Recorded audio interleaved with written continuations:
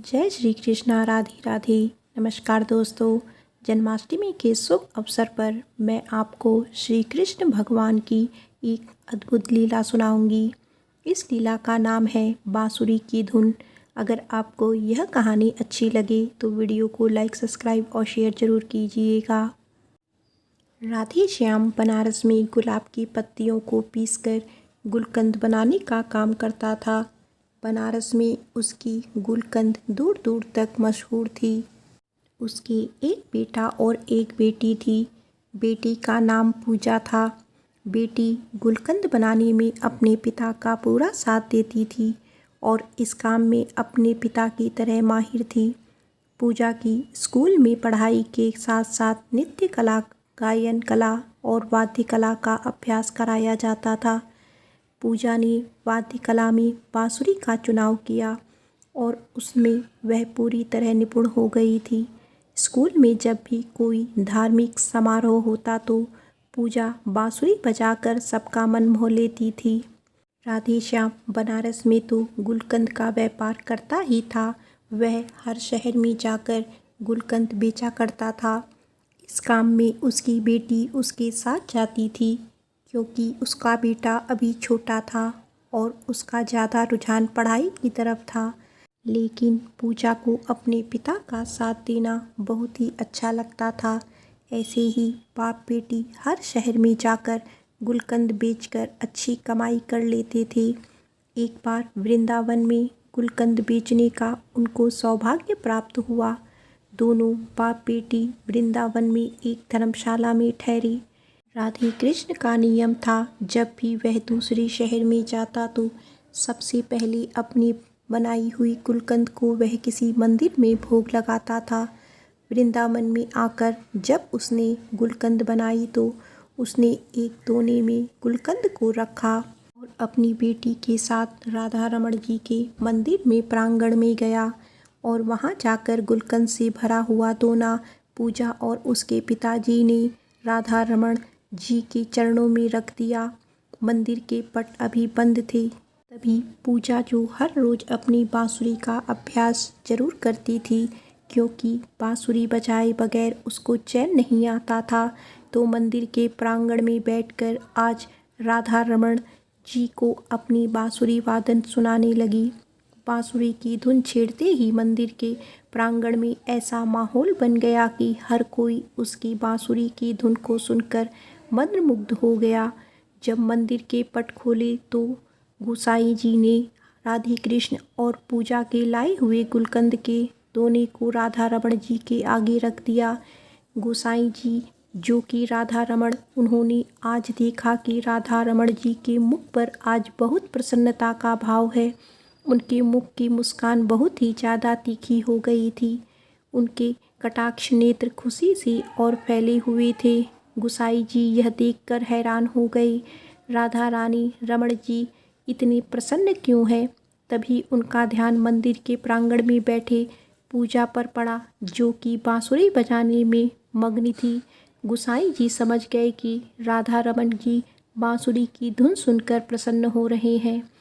पूजा बांसुरी बजाने में इतनी मग्न थी कि उसको पता ही नहीं चला कि कब मंदिर के पट खुल गए।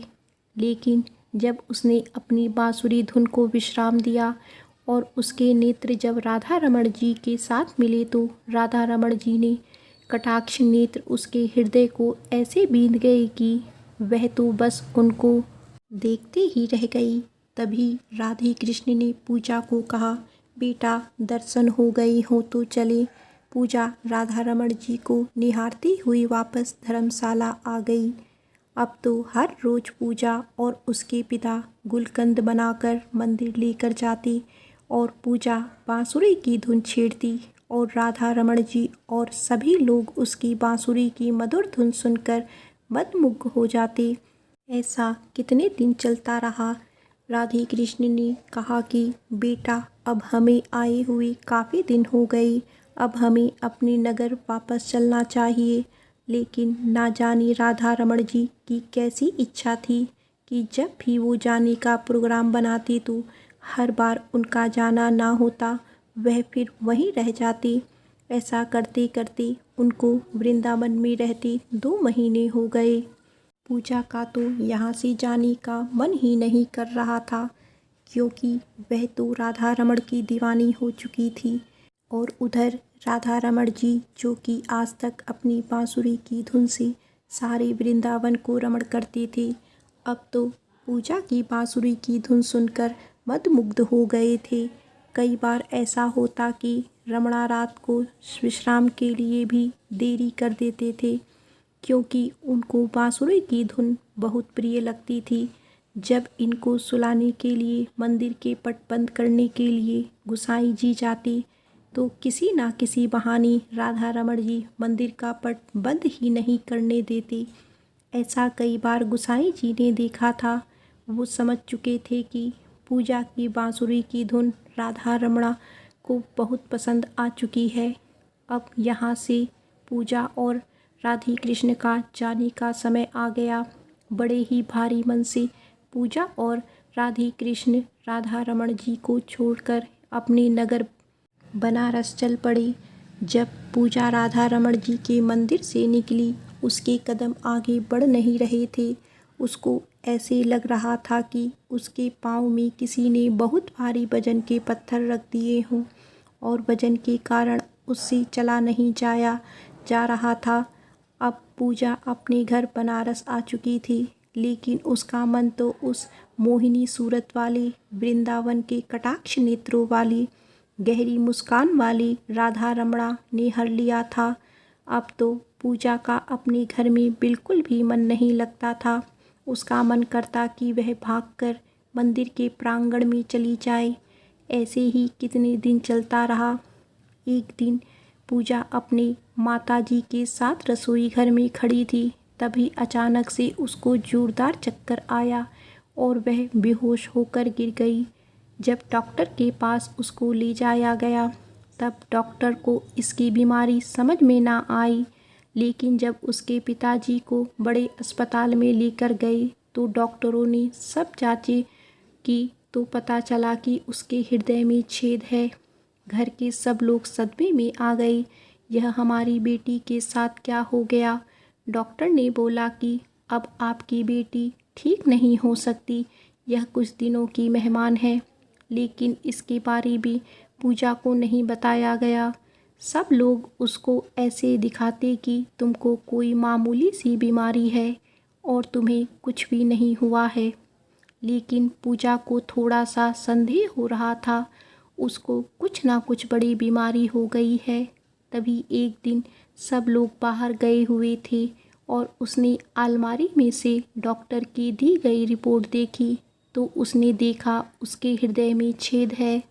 लेकिन तभी उसको वहाँ उसके हृदय में एक आकृति दिखाई दी। जब उसने देखा, तो उसने देखा कि यह तो राधा रमण जी की आकृति है। पूजा यह देखकर हैरान हो गई।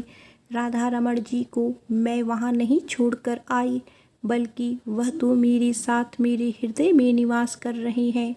जब सब लोग घर आए, तो पूजा ने ऐलान कर दिया कि वह आज रात को राधा रमण जी के पास जाएगी। लेकिन उसके पिताजी ने कहा कि बेटा, तुम्हारी तबीयत ठीक नहीं है, तुम वहाँ नहीं जा सकती। लेकिन पूजा ने तो ठान लिया कि वह वृंदावन जरूर जाएगी। ना जाने का तो कोई सवाल ही नहीं उठता। उसको मौत का बुलावा आ जाए, तब भी वह राधा रमण जी के पास जाएगी। उसके पिताजी उसकी हट के आगे विवश हो गए और उसको लेकर वृंदावन के लिए चल पड़े। वृंदावन पहुंचकर वह दोनों सुबह सुबह सबसे पहले राधा रमण जी के मंदिर अपने हाथ से बनी हुई गुलकंद को लेकर और बांसुरी लेकर मंदिर में प्रवेश करते हैं। मंदिर में आज एक अजीब तरह की खुशी छा रही थी। सब गोसाई लोग हैरान हो गए कि आज यह मंदिर में कैसी खुशबू फैली हुई है। लेकिन जब उनका ध्यान पूजा की तरफ पड़ा, तो सब गोसाई पूजा को देखकर बहुत प्रसन्न हो गई और कहने लगे, अरे बेटा, तुम कहाँ चली गई थी? जब से तुम गई हो, हमारे तो राधा रमण जी की मुख की क्रांति फीकी पड़ गई है। लेकिन आज देखो, उनकी मुस्कान कितनी गहरी है और आज तो तुम्हें देखकर उनकी दंतावली के भी दर्शन हो रहे हैं। अब जल्दी से तुम अपनी बांसुरी की धुन भी सुना दो ताकि और प्रसन्न हो जाएं। तुम नहीं जानती कि तुम्हारे हाथों से बनी हुई गुलकंद राधा रमण जी को बहुत प्रिय थी। जब भी तुम गुलकंद का भोग लगाती थी, हम अपने हाथों से उनके मुख पर लगी गुलकंद को साफ करते थे। हमने तुम्हें कभी नहीं बताया यह तुम्हारी गुलकंद को रोज अगोरते थे। यह सुनकर पूजा का फीका पड़ा हुआ मुख अचानक से खिल उठा, लेकिन जब उसको गोसाई जी ने बोला कि आज तुम अपनी बांसुरी की धुन से राधा रमण जी को प्रसन्न कर दो, तभी वहाँ राधे श्याम ने आकर गोसाई जी को हाथ जोड़कर बड़ी विनम्रता से कहा कि मेरी बेटी अब बांसुरी नहीं बजा सकती क्योंकि उसके हृदय में छेद है। अगर वह बांसुरी बजाएगी तो यह जो बचे हुए कुछ ही दिन हैं उससे पहले ही उसको कुछ हो जाएगा। राधे श्याम गोसाई जी से प्रार्थना कर रहा था, लेकिन उधर पूजा बांसुरी बजानी शुरू भी कर चुकी थी और लगातार 4-5 घंटे आंखें बंद करके राधा रमण जी के अपने हृदय में दर्शन करते हुए बांसुरी बजाती है। राधे श्याम यह देखकर हैरान हो जाता है, इतनी बीमार लड़की बांसुरी वादन कैसे कर रही है। जब पूजा ने बांसुरी को विश्राम दिया, तभी मंदिर में माथा टेकने के लिए दिल्ली से एक बहुत बड़े डॉक्टरों का परिवार आया हुआ था। उन्होंने गोसाई जी और राधे श्याम की सारी बातें सुन ली तो डॉक्टर ने बताया कि जिसको दिल की बीमारी है या दिल में छेद होता है वह बांसुरी वादन नहीं कर सकता। आप लोगों को ज़रूर कोई गलतफहमी हुई है। लेकिन राधे श्याम ने सौगंध लेकर कहा कि नहीं, हम वहाँ पर पूजा का इलाज करवा रहे हैं और डॉक्टर ने बोला है यह कुछ दिनों की मेहमान है। मंदिर में आए हुए डॉक्टर ने दोबारा उसके दिल की जांच की। उसने भी देखा कि पूजा के हृदय में तो छेद है, लेकिन वह छेद किसी चीज़ का उस पर अवतरण है। लेकिन उसको कुछ समझ नहीं आ रहा था।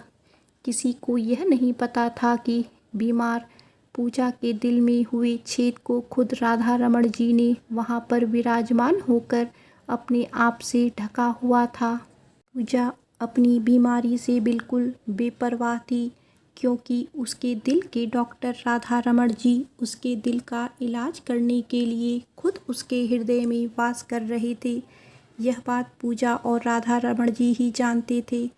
पूजा ने ऐलान कर दिया कि जब तक उसकी ज़िंदगी है तब तक वह राधा रमण जी को छोड़कर कहीं नहीं जाएगी। उसके पिता ने उसको समझाने की बहुत कोशिश की, लेकिन वह अपनी बात पर अड़ी रही। इस बात को 25 साल हो चुके। पूजा के बाल सफ़ेद हो चुके थे, लेकिन राधा रमण जी के कृपा से उसका हृदय आज भी तंदुरुस्त था। उसको कुछ भी नहीं हुआ था। जिस पर राधा रमण जी की कृपा हो जाए उसको कोई बीमारी छू भी नहीं सकती। एक बार प्रेम से बोलो, जय श्री कृष्णा, राधे राधे।